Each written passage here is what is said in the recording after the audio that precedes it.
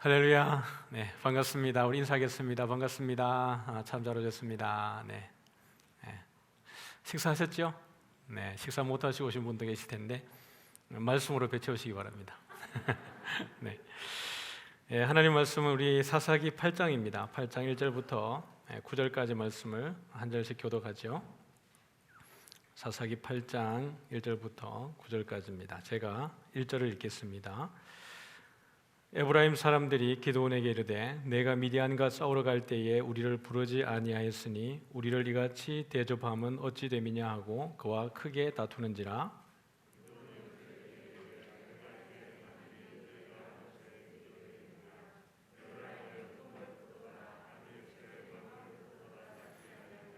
하나님이 미디안의 방백 오렙과 쇠을 너희 손에 넘겨 주셨으니 내가 한 일이 어찌 능히 너희가 한 것에 비교되겠느냐 하니라.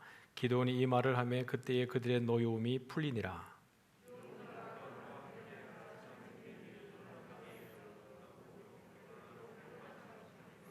그가 숫곳 사람들에게 이르되 나를 따르는 백성이 피곤하니 청하건대 그들에게 떡덩이를 주라. 나는 미디안의 왕들인 세바와 살문나의 뒤를 추격하고 있노라 하니.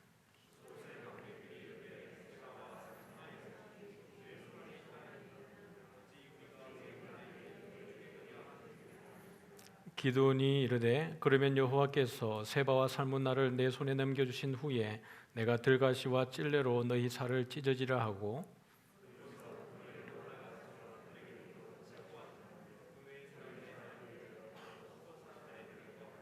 같이 읽습니다. 기드온이 또 브누엘 사람들에게 말하이르되 내가 평안히 돌아올 때에 이 망대를 헐리라 하니라. 아멘. 네, 오늘 제목은 교만은 패망의 선봉이다. 전혀 기드온 스토리와 어울리지 않는 것 같은데요.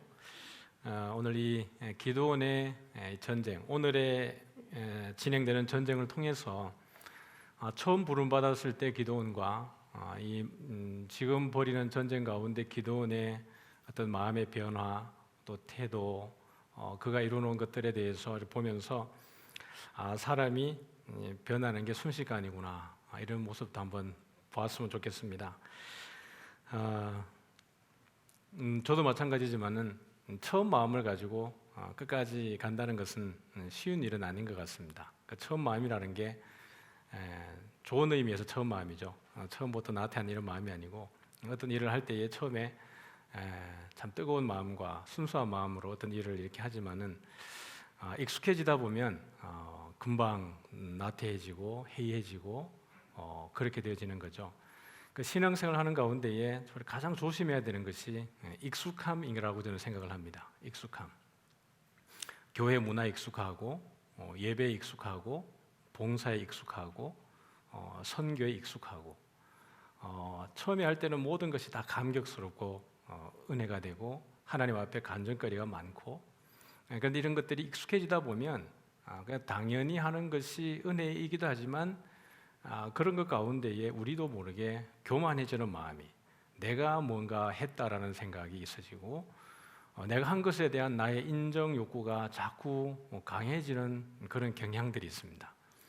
내가 교회에서 이만큼 수고하고 몇 년 동안 봉사하고 내가 어디에서 지금 이 자리에 섬기고 있는데 내가 아니면 이거 못 하는데, 이런 생각들이 우리 안에 들어오다 보면 그런 익숙함들이 이제 교회 처음 오는 초신자들 또는 이제 방문하는 이들에 대해서 우리가 무례하게 대하기도 하고, 또 성도들 간에 교제할 때에도 왠지 모르게 내 안에 목이 곧아져 있는, 근데 정작 본인들은 모르는, 다른 사람들은 그들로 인해 가지고 시험 받고 상처 받고 교회를 떠나고 그렇게 되는데도 정작 본인은 그런 것들을 몰라지는 그런 경우들이 우리에게 종종 벌어지는 거거든요. 그래서 우리는 날마다 주님 앞에 무릎 꿇을 때에 우리가 낯선 마음으로, 성경을 볼 때도 여러분 가장 우리 중요한 것이 성경을 낯설게 보는 겁니다. 창세기부터 성경을 열 때마다 처음 보는 것 같은 마음으로. 그건 저는 실제로 볼 때마다 새롭습니다. 말씀이 볼 때마다 어렵고 볼 때마다 새 것이 나오니까 당혹스럽기 그지없는데, 항상 말씀은 익숙하다 보면 은혜를 놓쳐버립니다. 이미 많이 들었던 것들이 우리 안에 체득이 되어져서 그 본문을 읽을 때에 나도 모르게 그냥 스킵하고 지나가는 거예요. 훅 지나가 버리는 겁니다. 그런데 한 구절 또 한 내용을 볼 때마다 꼭 처음 보는 것처럼 다시 꼼꼼하게 보다 보면 매번 볼 때마다 거기에 하나님의 은혜가 있는 것이거든요. 교회 생활도 마찬가지입니다. 늘 우리가 이 문을 들었을 때마다 예배에 대한 감격, 구원의 그 감격, 즐거움 이런 것들이 우리 안에 늘 함께 있어야 되는 거예요. 그래서 찬양할 때마다 우리의 심령이 늘 새롭게 깨어나는 것입니다. 그래서 찬양은 우리에게 아주 귀한 그 은혜의 시간이죠. 찬양 없이 여러분들이 이제 와서 물론 기도하고 바로 말씀 듣는 것도 은혜가 되지만은 찬양을 통해서 오늘 지친 마음들이 계속해서 어떻게 보면 주의 이름 부르고 또 우리의 마음을 열고 우리의 정서적으로 하나님과 가까워지는 가운데에 말씀을 이렇게 받을 때가 되면 이미 우리 안에 단비가 내려져 있고 말씀이 내려지면 아멘으로 화답하는 역사가 있는 줄 믿습니다. 그런데 이제 이것이 아무런 감흥 없이 감동 없이 감격 없이 찬양하고 기도하고 말씀을 들으면 신앙에 전혀 유익이 없는 거예요. 우리가 예수 믿는다는 것은 궁극적으로 내 삶에 대한 변화고 내 삶의 변화가 일어날 때 그것이 사실 능력인 거거든요. 그래서 때로는 말씀을 들으면 아프기도 하고 또 눈물이 나기도 하고 고민이 되기도 하고 치열한 어떤 내 안에서의 영적 싸움이 벌어지기도 하고 말씀을 들을 때 항상 행복한 게 아니라 말씀을 들을 때 어떨 때에는 너무나 내 안에서 영적으로 치열한 싸움이 일어날 때도 있습니다. 때로는 말씀 듣고 상처받고 갈 때도 있습니다. 왜냐하면 나의 아픈 것들이 전곡이 찔리기 때문에 그런 일들이 벌어지는 거죠. 그러니까 그렇게 정직하게 반응할 때 우리는 성숙하고 지속적으로 하나님 앞에 매번 붙들릴 수 있는 거예요. 그러지 않고 그냥 나의 익숙함에 나의 매너리즘에 빠져버리면 신앙이 성숙하지 않고요. 어느 순간에 슬럼프에 훅 빠지는 겁니다. 우리가 영적으로 참 이렇게 은혜 가운데 있을 때에는 그냥 한마디만 들어도 눈물이 나고 고개만 숙여도 기도할 때 주여라고 부르기만 해도 마음속에 은혜가 되는데 우리 안에 그런 것들이 없을 때는요. 아무리 우리가 은혜를 구하려고 해도 안 되는 때가 있어요. 볼 때마다 뭔가 자꾸 이렇게 불편하게 보여주고 내 입에서 불편한 말들이 나가고 그런 일들이 생길 때가 있죠.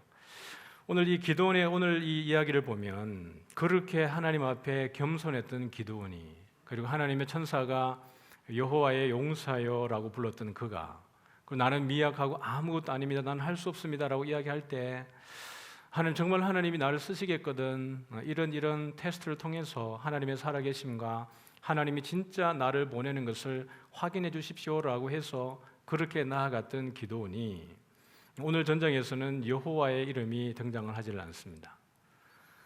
그 내용을 오늘 같이 한번 보면 1절을 여러분 제일 먼저 어떤 사건으로 시작이 되어져요? 1절 보니까 어떤 사람이 등장을 하죠? 에브라임 사람들이 등장을 하면서 기드온에게 딱 시비를 걸면서 시작을 합니다. 근데 이게 왜 그러냐 그러면 사실 그럴 만한 일은 아닌데 우리 7장으로 가보면 7장 22절부터 내용을 이렇게 보면 300용사가 이제 나팔 불고 항아리 깨뜨리고 횃불을 들고 그렇게 해서 하나님의 어떤 전적인 역사하심으로 인해서 그 미디안 군대에 분열이 일어나고 싸움이 일어나게 되었는데 23절에 보니까 이스라엘 사람들은 납달리와 아셀과 온 므낫세에서부터 부름을 받고 미디안을 추격하더라 그랬습니다. 어디죠? 납달리, 아셀, 므낫세. 그러니까 우리가 익숙하죠 이미 그 누구죠? 여선자 드보라 때부터 여기 보면 납달리, 아셀, 므낫세 그다음에 이사갈 이 지파들은 자주 등장하는 지파입니다. 그리고 거기에 전쟁이 지속적으로 일어나고 있는 거죠. 근데 이 전 미디안을 무찌를 때에 납달리와 아셀과 므낫세로 부름받은 사람들이 미디안을 추격을 했는데요. 24절 한번 볼까요? 시작.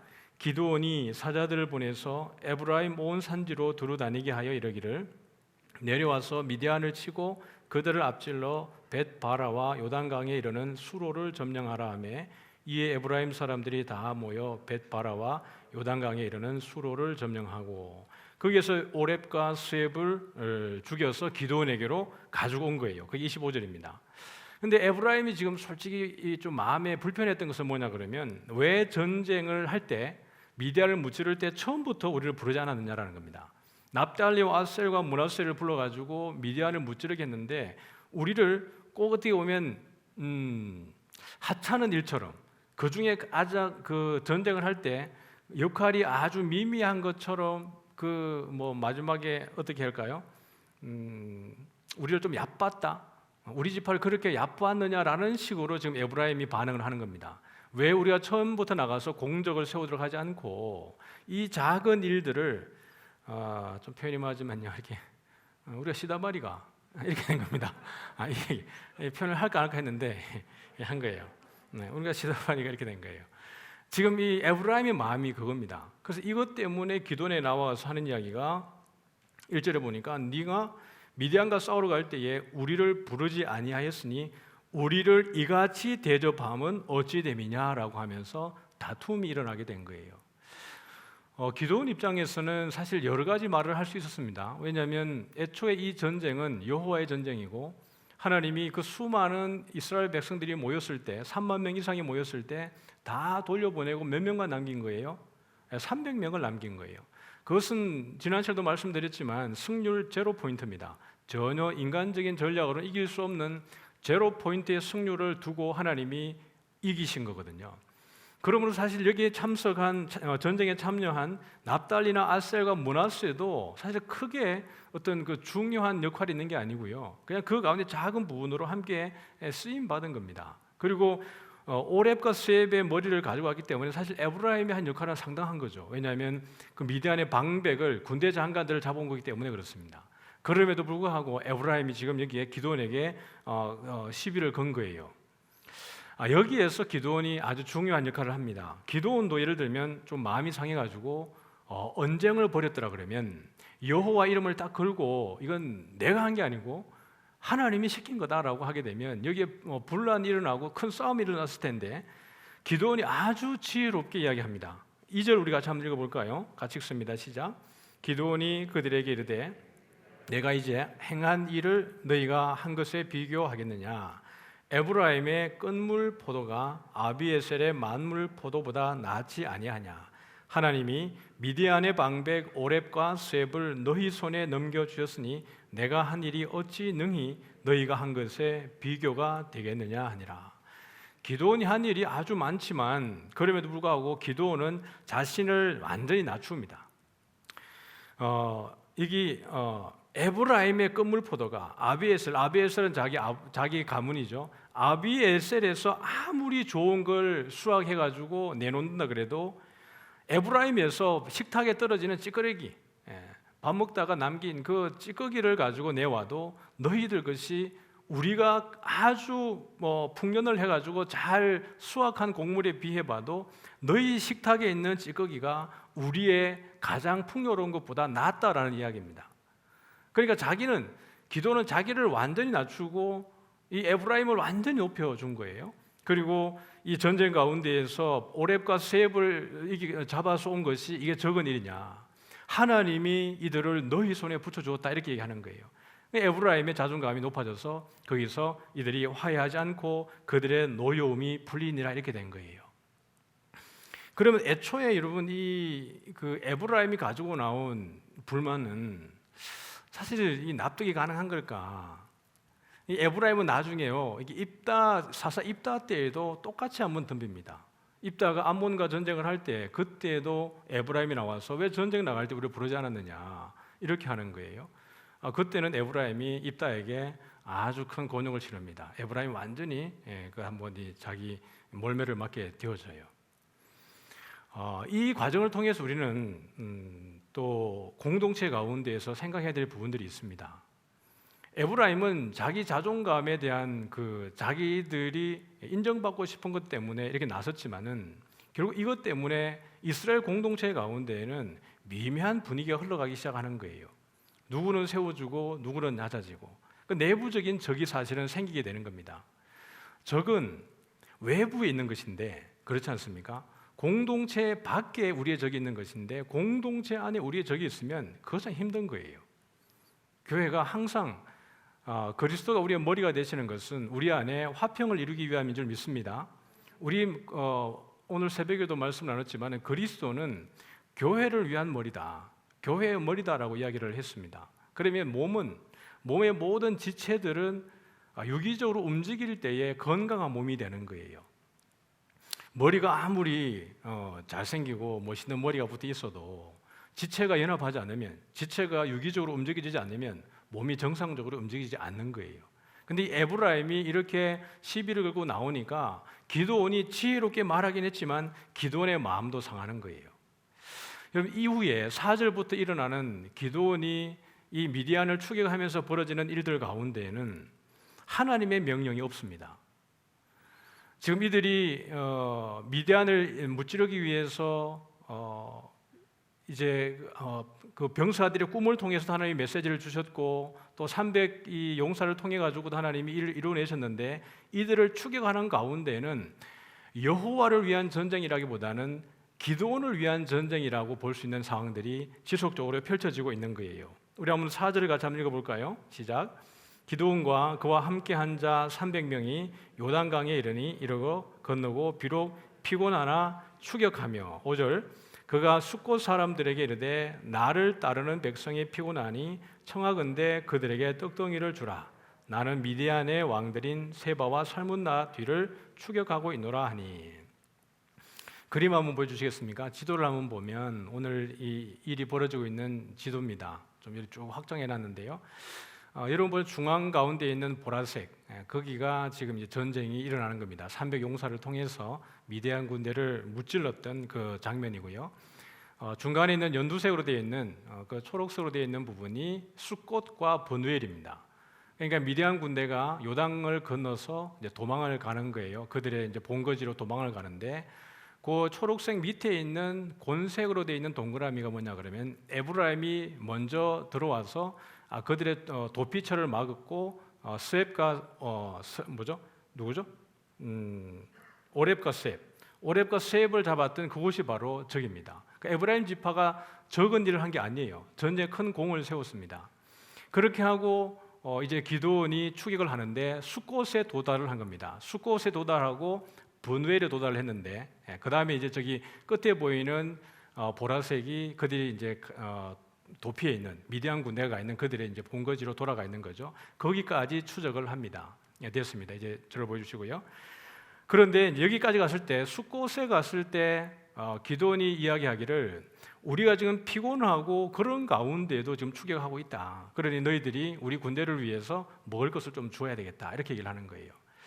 그런데 지금 숫곳과 브누엘은 지파로 보면 갓 지파의 영역에 들어가 있습니다. 요단 동편에 있는 갓 지파, 므낫세와 갓과 그 다음에 루벤 지파가 있는데요. 갓 지파가 속해져 있는 곳에 숫곳과 브누엘이 있는데, 이것이 지금 이 이스라엘의 상태를 보여주는 거예요. 기드온이 추격을 할 때 여러분이 같으면 우리 군들이 지금 피곤해가 지쳐 있는데 떡 좀 달라 그러면 여러분 어떻게 하겠습니까? 줘야 돼요, 안 줘야 돼요? 줘야 되는 거예요. 군인들이 많은 것도 아니에요. 300명에 또 이렇게 보면 이제 여러 또 지파에서 온 군대들까지 하면 뭐 양이 많긴 하지만 그들이 떡을 충분히 줄 수 있는 전쟁에서 필요한 거니까요.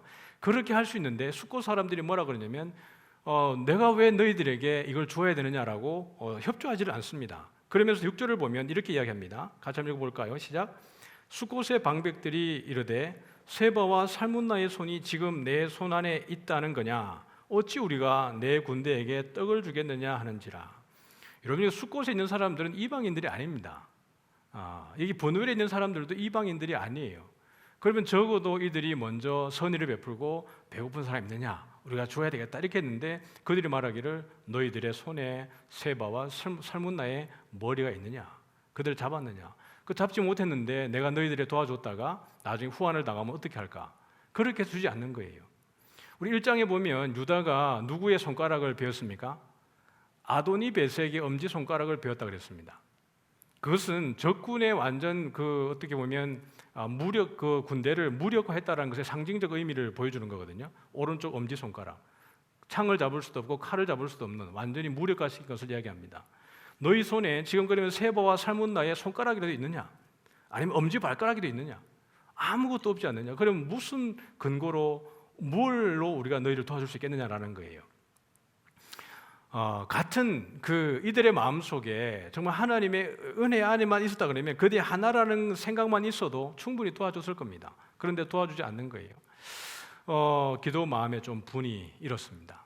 근데 여러분 여기서 또 한 가지 생각할 것은 분명히 에브라임 지파가 기드온에게 시비를 걸고 왔을 때 기드온은 아주 멋진 말로 전술로 말로 에브라임의 그 분노를 달랬습니다. 그러면 조금 우리가 생각해 볼 수 있는 것은 숫곳 사람들이 떡을 주지 않을 때 기드온이 에브라임을 달랬던 것처럼 지혜로운 말로 숫곳 사람들이 했더라 그러면 이들이 떡을 주지 않았을까? 기드온이 뭐라 그러는 거예요? 7절 봅니다. 시작. 기드온이 이르되 그러면 여호와께서 세바와 살문나를 내 손에 넘겨주신 후에 내가 들가시와 찔레로 너희 살을 찢어지라 하고.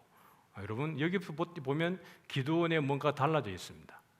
분명히 에브라임이 죽자고 덤빌 때에는 오히려 에브라임을 달래고 그 진노를 풀고 노염을 풀어줬는데요, 여기서는 그 주지 않음으로 인하여서 돌아올 때에 내가 너희들을 찢어 죽이겠다, 완전히 밟아버리겠다, 이렇게 표현을 하고 있는 겁니다.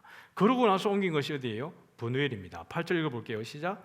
거기서 브누엘로 올라가서 그들에게도 그같이 구한즉 브누엘 사람들의 대답도 숫곳 사람의 대답과 같은지라. 9절입니다. 기드온이 또 브누엘 사람들에게 말하 이르되 내가 평안히 돌아올 때에 이 망대를 헐리라 하니라. 지금 기드온은 이 전쟁을, 이 미디안 군대를 쫓아가는 가운데에 여호와의 명령이, 하나님이 그들에게 주는 메시지가 없습니다. 모든 것에 대한 판단은 지금 기드온이 내리고 있고 기드온이 판단을 내리고 있는 거예요. 돌아올 때 내가 너희들을 가만두지 않고 모든 사람들을 찢어버릴 것이고 너희들의 망대를 헐어버리겠다라고 하는 거예요. 그리고 나서 지속적으로 쫓아가는 겁니다. 우리 10절 읽어볼게요. 10절입니다. 시작. 이때에 세바와 살문나가 갈골에 있는데 동방 사람의 모든 군대 중에 칼든 자 12만 명이 죽었고 그 남은 15,000명가량은 그들을 따라와서 거기에 있더라. 세바와 살문나가 그들의 본거지로 돌아왔는데 그들이 전쟁에 나간 사람들이 얼마나 많았는데 죽은 사람이 몇 명이었습니까? 12만 명이 칼든 사람이 죽었다라고 이야기했습니다. 그래서 기드온이 한밤중에 이렇게 그 적진을 들어가서 봤더니 거기에 얼마나 많이 있었는지 메뚜기 떼같이 많았다. 그 사람과 낙타가 무수히 많았다, 이렇게 표현하고 있습니다. 또 7장에도 보면 미디안과 아말렉과 동방의 모든 사람들이 골짜기에 누웠는데 메뚜기의 많은 수와 같고 그들의 낙타의 수가 많아서 해변의 모래 같더라, 이렇게 했습니다. 그 많은 사람들이 12만 명이 칼든 자가 죽었어요. 그리고 몇 명이 피해간 거예요? 15,000명이 그 본거지까지 갔는데 기드온의 용사들이 쫓아서 거기까지 간 겁니다. 그리고는 거기에서 이 모든 사람들을 무찌르고 누구를 잡는 거예요? 세바와 살문나를 잡아서 돌아오는 길입니다. 그런데 우리 13절에 보면, 13절을 제가 읽고 14절을 여러분이 읽어보십시오. 요아스의 아들 기드온이 헤레스 비탈 전장에서 돌아오다가, 시작.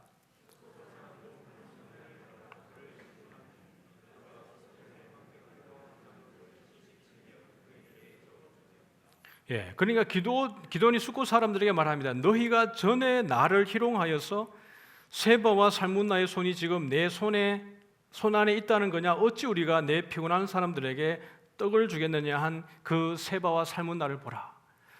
그때 세바와 살문나를 쫓아갈 때에는 없었습니다. 이제는 그들의 몸을 이끌고 포로를 데리고 들어온 거예요. 그러면서 16절에 보니까 그 성읍의 장로들을 붙잡아 들가시와 찔레로 숫곳 사람들을 징벌하고, 17절입니다. 시작.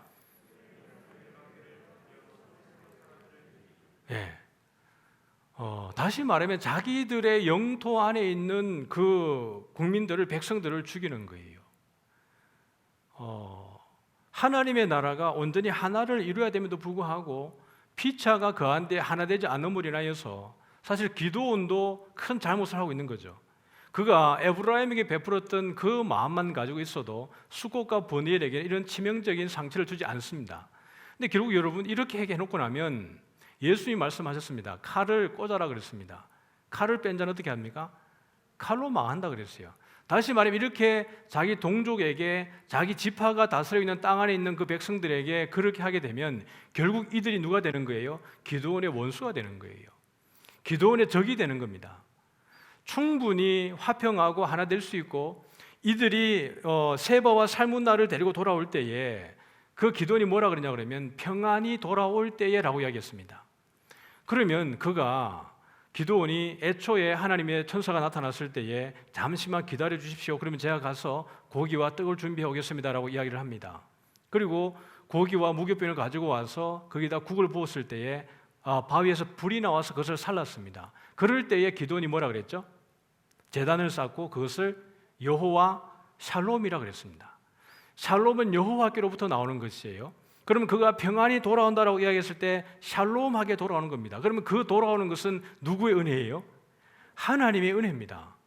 이 전쟁은 애초에 하나님이 준비하신 전쟁이기 때문에 기드온이 그 가운데 자기의 오만과 독선으로 그렇게 하지만 그럼에도 불구하고 이 구원은 누구의 손에서 있는 거예요?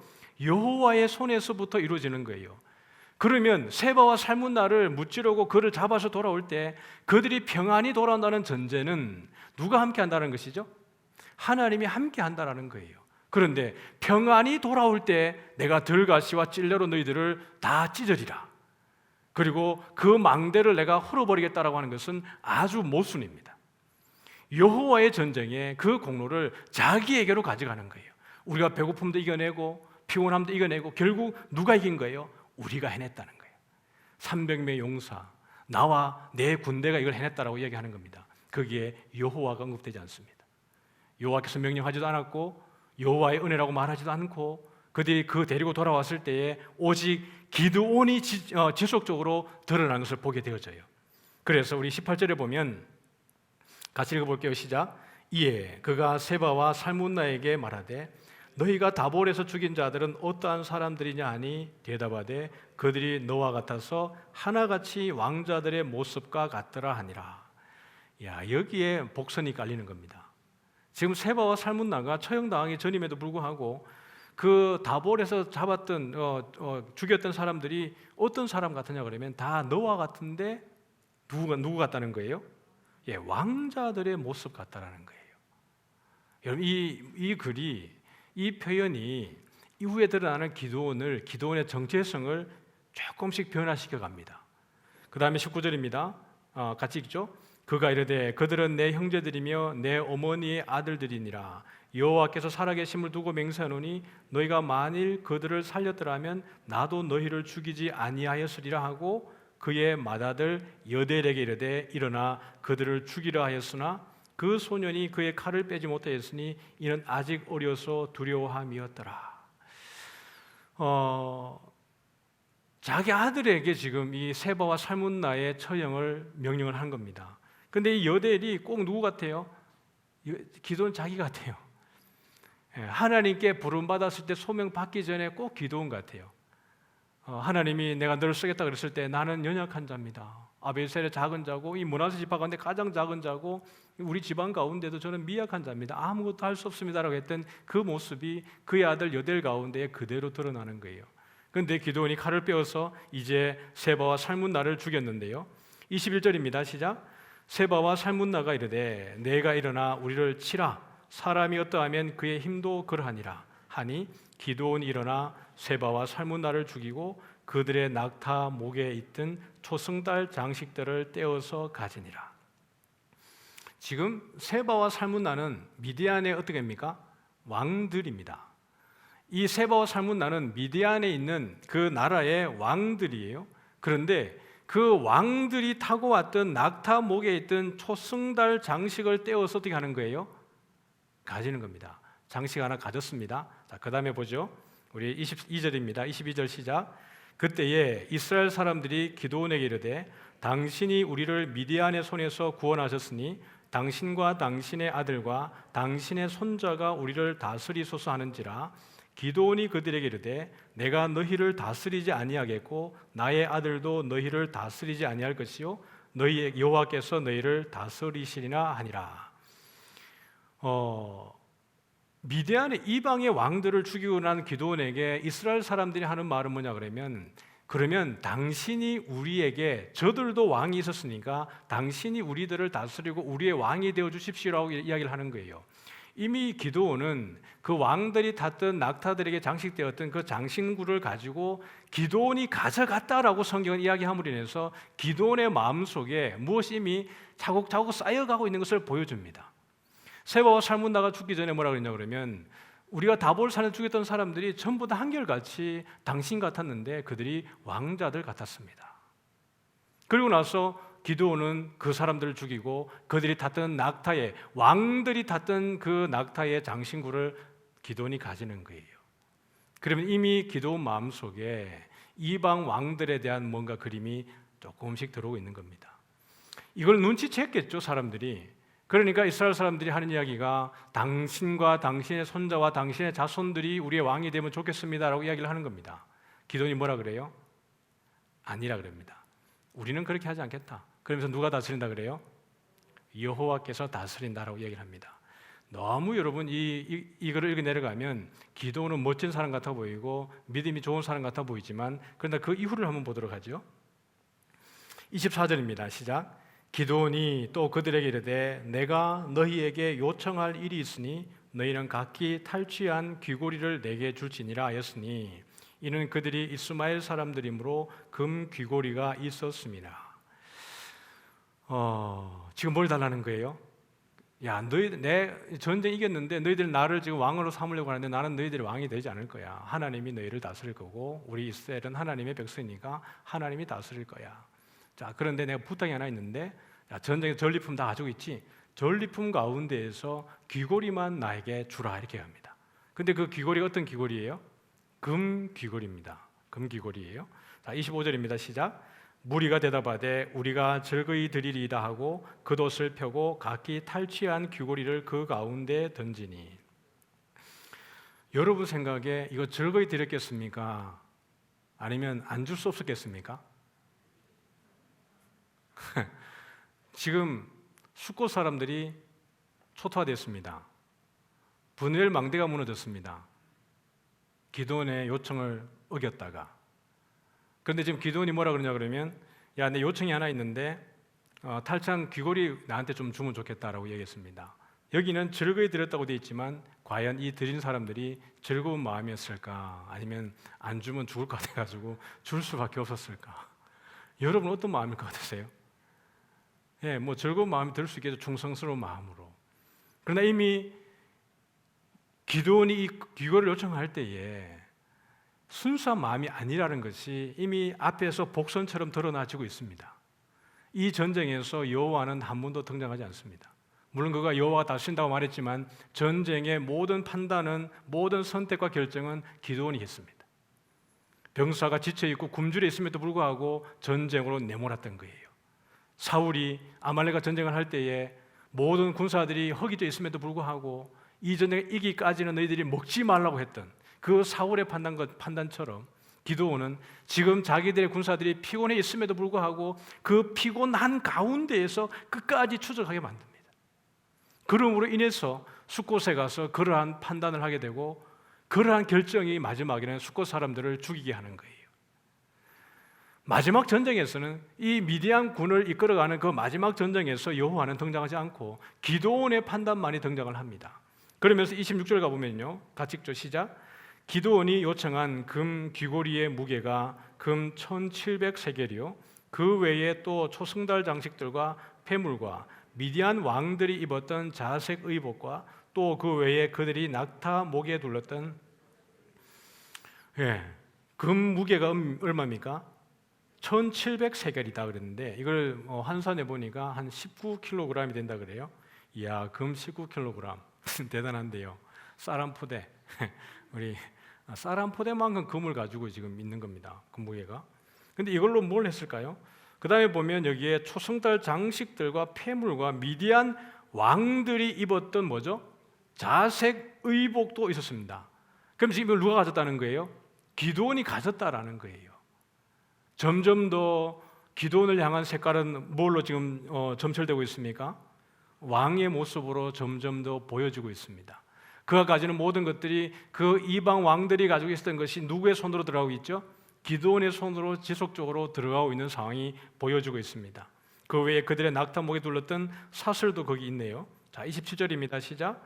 기드온이 그 금으로 에봇 하나를 만들어 자기의 성읍 오보라에 두었더니 온 이스라엘이 그것을 음란하게 위함으로 그것이 기드온과 그의 집에 올무가 되니라.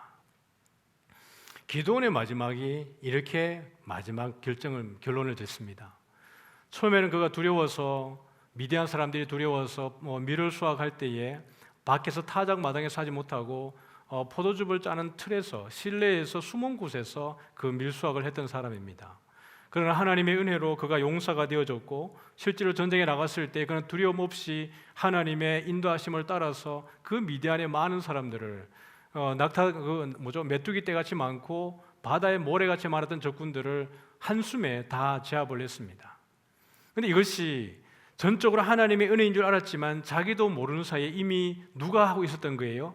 자기가 전쟁의 주체가 되어지고, 자기가 모든 민족의 주체가 되어지고, 하나님도 온데간도 없고 자기가 중심이 되고 있는 겁니다. 여러분, 에봇은 어디에 쓰는 물건이에요? 대제사장의 흉패, 대제사장의 그 에봇 옷 위에 입는 것이 에봇입니다. 대제사장의 복장 가운데 한 것이 에봇이에요. 여러분, 에봇은 뭘로 만드냐 그러면 에봇을 만드는 실이, 천이 따로 있습니다. 재료가 따로 있어요. 그런데 이 에봇을 무엇으로 만든 거예요? 금으로 만든 거예요. 하나님이 그들에게 명령한 것과 전혀 다른 그 재질로 에봇을 만들었고요. 이 에봇을 여러분 지금 어디에 두고 있습니까? 자기의 성읍 오브라에 두었다, 이렇게 얘기합니다.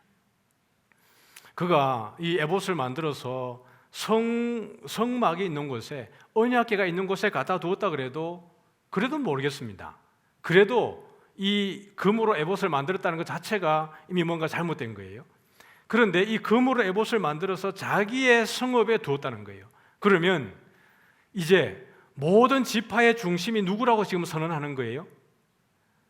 자기 지파가 모든 민족 가운데, 지파 가운데의 중심이라고 선언하는 것과 똑같은 겁니다. 사람들이 이 주변으로 모여들지 않겠어요? 그러니까 여기도 보니까 온 이스라엘이 그것을 어떻게 하고 있습니까? 음란하게 위함으로 하고 있습니다. 여러분, 우리 교단이 십자가를 왜 없앴습니까? 교회 안에 십자가를 두니까 사람들이 와가지고 자꾸 그 십자가에 어떤 의미를 부여하려고 하는 거예요. 물론 십자가가 의미가 있습니다. 우리가 늘 십자가 이야기를 하죠. 그러나 십자가조차도 우리에게는 너무나 익숙해져서 이제 우상이 될까 싶어서 본당 안에 십자가를 떼어버린 겁니다. 에봇이 원래는 대제사장이 입고 하나님을 만날 때에 쓰던 그 옷의 복장에 들어간 에봇이지만 위에 얻는 옷입니다.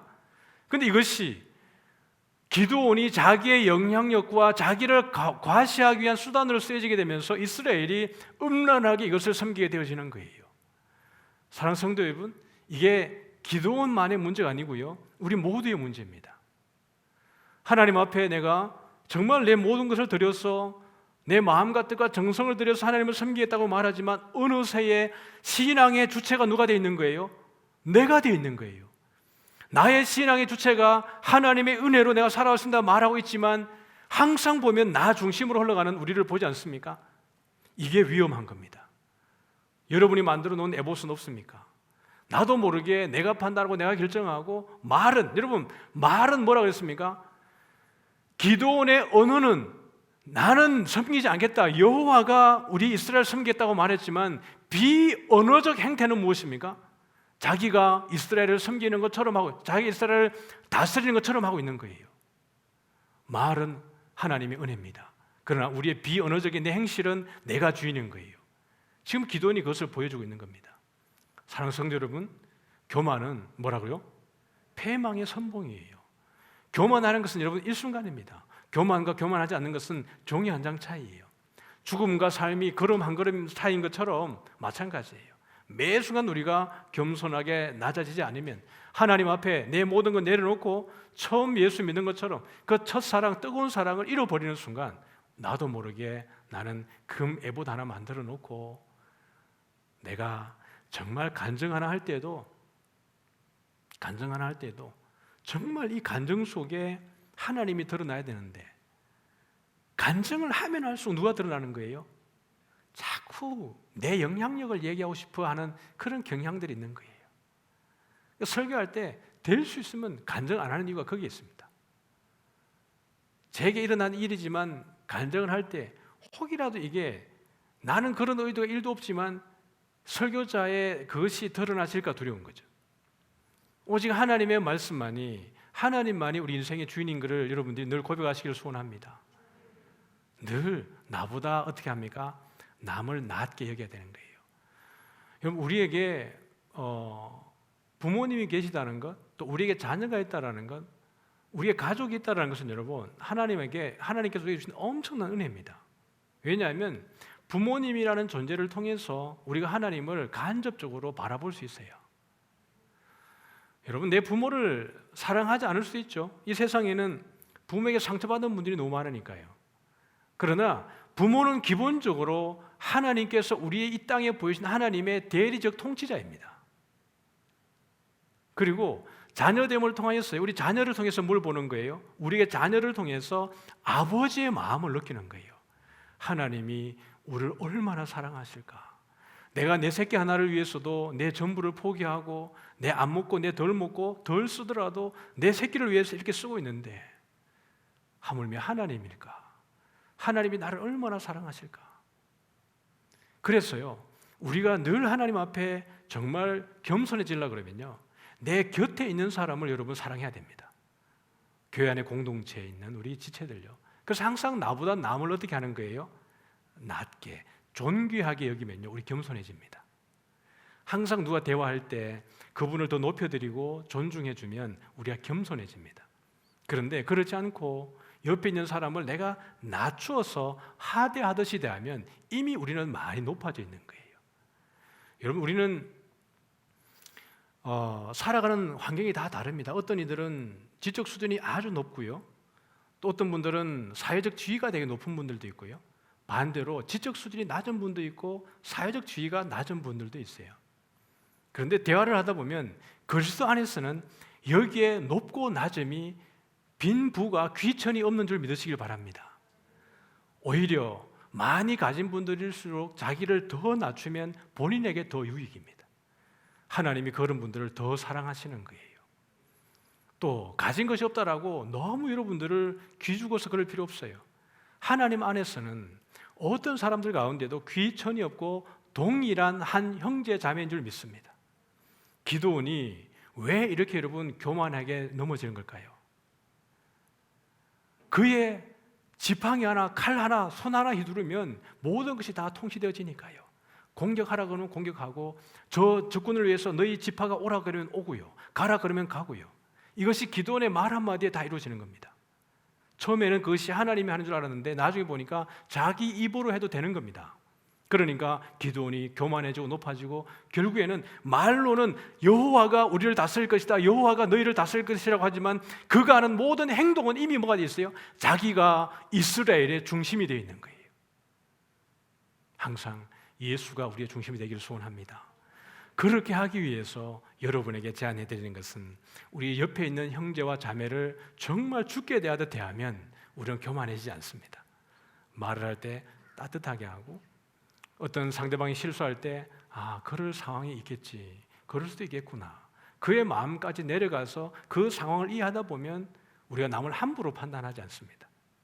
아니, 저 사람이 도대체 왜 됐을까? 어떻게 감히? 이렇게 하면 안 되는 거예요.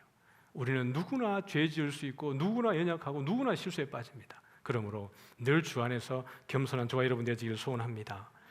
여러분 보십시오. 28절 보면 미디안이 이스라엘 자손 앞에 복종하여 다시는 그 머리를 들지 못하였으므로 기드온이 사는 40년 동안 그 땅이 평온하였더라, 이렇게 했습니다. 여러분, 기드온 때문에 평안했습니까? 아닙니다. 이 구원은 누가 이루신 거예요? 하나님이 이루신 거예요. 평화는 여러분 따라해 볼까요? 평화는 신적 수동태다. 평화는 나로부터 오는 게 아니고요, 하나님이 주셔야 되는 겁니다. 이 평안이 기드온이 그 미디안을 잘 싸워 이겼기 때문에 40년이 평안한 게 아니고요, 하나님이 애초에 그들을 구원하기 위해서 기드온을 쓰신 거예요. 주님이 주의 일을 위해서 우리 한 사람 한 사람 부르신 줄 믿습니다. 주님 오시는 그날까지 주님 부르신 소명에 사명에 충실하다가 참 잘했다, 착하고 충성된 종이라 칭찬받는 저와 여러분 되기를 주의 이름으로 축복합니다.